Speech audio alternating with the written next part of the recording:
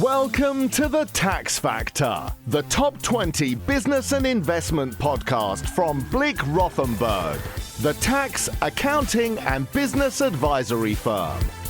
This week with Nimesh, Shah and Roger Holman. Welcome to The Tax Factor, the top 20 business and investment podcast, which brings you all the latest news and updates in the world of tax and provides analysis of what it might mean for you or your business. I'm Nimesh Shah, CEO of Blick Rothenberg. And I'm Roger Holman, tax partner. Roger, welcome back to The Tax Factor. So I've been off air for the last few weeks and my more esteemed tax colleagues have been keeping us all up to date on the goings-on in the world of tax. It's great to have you back on The Tax Factor this week. And a time that you were on with Rihanna, you were talking about marshmallows. You're here again to talk about marshmallows.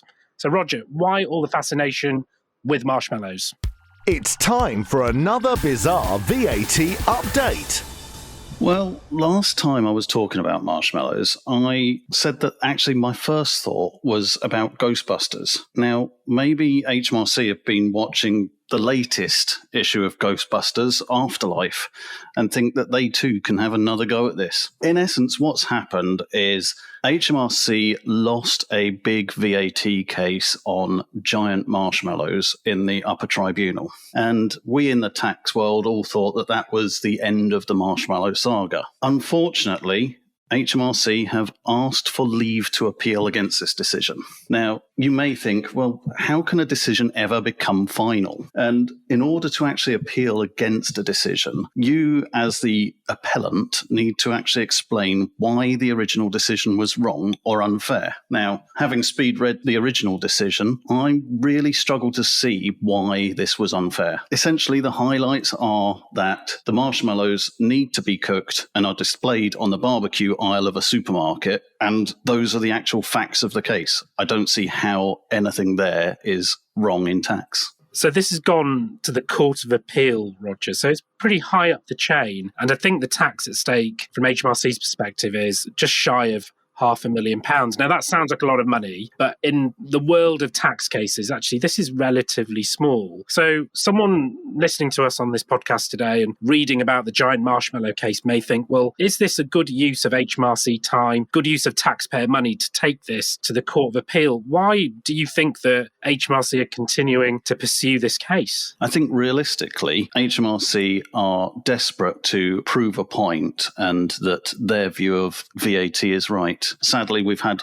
too many VAT cases that are too narrow, and HMRC feel that this is a large enough decision to warrant spending the time and money on. I'm sure it was an intended pun about a large use of money. But continuing on the theme then of large amounts of money and HMRC and whether this is a good use of taxpayer money. So Roger, on LinkedIn, you spotted a redacted corporation tax demand from HMRC for 1 pence. Yes, 1 pence. What are HMRC doing here? Well, it's HMRC and their automatic tax demands. I don't think any of us tax advisors would be surprised to see tax demands of such ridiculous amounts. I don't think I've actually come across in my career a 1 penny tax demand, but very often I've seen things like 14 pence or 76 pence. You would think that actually raising the demand for these figures costs the taxpayer more than actually the tax demand itself. Yeah, and I can completely understand sort of the automation, the so-called digitisation of some of these demands, but yeah, the ridiculousness of a 1p demand, there is some proportionality to take into account. I remember many years ago, Roger, I was acting for the daughter of a client and HMRC had sent round the bailiffs for, I think it was about £105. And again, the disproportionate nature of that action, which left this young lady very, very disturbed. You do have to question whether someone is actually looking at these things in more detail. But if people are receiving these automated demands and you're not really sure why you may have had one, it's worth checking them, isn't it? There is some action that people should be taking if they think the numbers are wrong. Yeah, definitely. And obviously, it can cost a lot of money if you've got to go to an actual tax advisor to actually look into whether this is right. Fortunately, there are actually some charities out there that help people on low incomes. There's one charity called Tax Aid and a sister charity called Tax Help for Older People. Both of these charities actually take tax advisors who give their time voluntarily to help people on low incomes dealing with some of the ridiculous complexities that we find in our UK tax system. Yeah, and I think the point here really is do check those demands. If you do need some help, there are lots of avenues for help if you can't get through to HMRC to speak to someone sensible. And you pointed out two charities there that are doing some amazing work. So moving on to getting through to HMRC, and a good case for HMRC to think more carefully about their strategic priorities. And one such priority should be about answering the phones. We've talked about that a lot on the tax factor, and taxpayers tearing their hair out waiting for HMRC to answer the phones if they're there at all. So unfortunately for HMRC, the National Audit Office found in a new report that taxpayers cumulatively spent 798 years on hold waiting to speak to an HMRC advisor.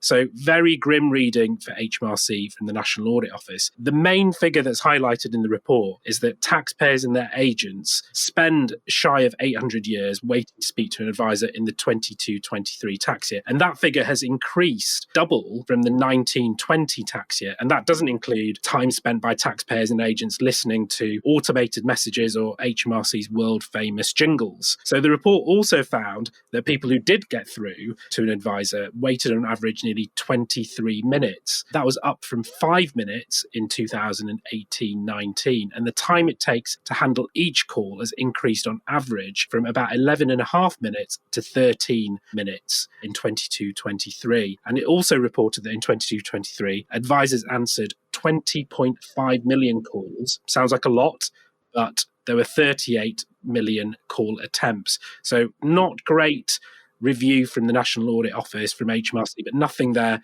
really surprises us too much given the recent press attention around HMRC's poor handling of answering the phones and customer service. So Roger, in a recent Tax Factor episode, we did discuss extra funding for HMRC to the tune of £51 million to improve their customer service. But I think this extra funding was to plug a gap so that HMRC didn't have to shut the phones down again for prolonged periods, which they had to do last summer. So any advice on how do HMRC sort this out? Because it doesn't make for good reading. It's not particularly good PR. And most importantly, it's adding to people's frustrations and anxiety around their tax affairs. It's a really sad state of affairs, I think, when we find ourselves regularly waiting for what feels like hours. And in fact, our team often spend around an hour waiting on the phone to speak to someone about our clients' affairs. That's even using the agent priority service. Now, I remember when that service was actually first introduced, which makes me sound 100 years old. And back then, it was amazing because it reduced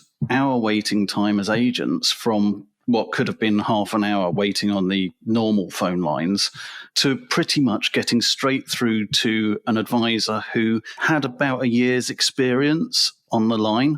So they actually knew what they were talking about. If the revenue can introduce some sort of service along those lines for represented and unrepresented taxpayers, it will radically change, I think, compliance with our tax system. So is this a case of the government throwing more money at HMRC to solve the problem? I think it's really a case that the revenue have to understand that not everyone can get the answers they need from their website. And sometimes people just need to speak to a real human being to ask why they've had a 1 penny tax demand sent through to them. And if it is a case of more funding for HMRC, I also believe that I think the money that HMRC do get, I think they are reasonably well funded. I think they could have more. It's a better use of that money as well. But if it is more money, where is that money all going to come from? Which takes us to some tit for tat swashbuckling between the political parties on fiscal black holes. So the Conservatives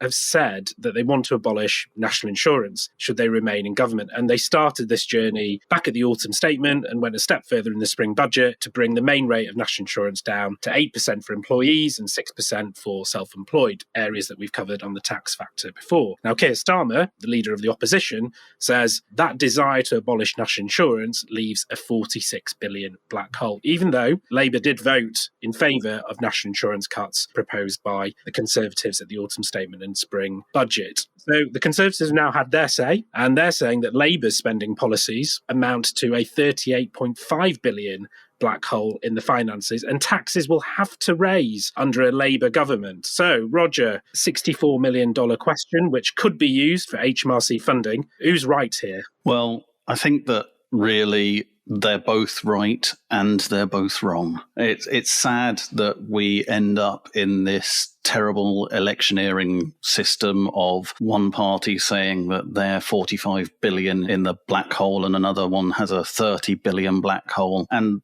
really, these numbers are so enormous to the normal person that you could pick any random number, and sometimes it feels like they are just using a random number generator to pick out these numbers. In reality, the UK needs to sort out some of its public services. That means it's got to spend some money. It means it's got to generate additional tax or borrow more money. It's a relatively simple economic formula, really. So what I'm hearing then is Roger for Chancellor, and we will be able to sort it out through some simple maths. I know it is more complicated than that, and obviously the economic factors that we have in play at the moment aren't helping any government or future government in play. And on that note, we're not going to solve the economy and the public finances on the tax factor today, and that is unfortunately all that we have time for. And by the time this episode is aired on Friday, the 24th of May, we may well have an election date if the rumours are to be believed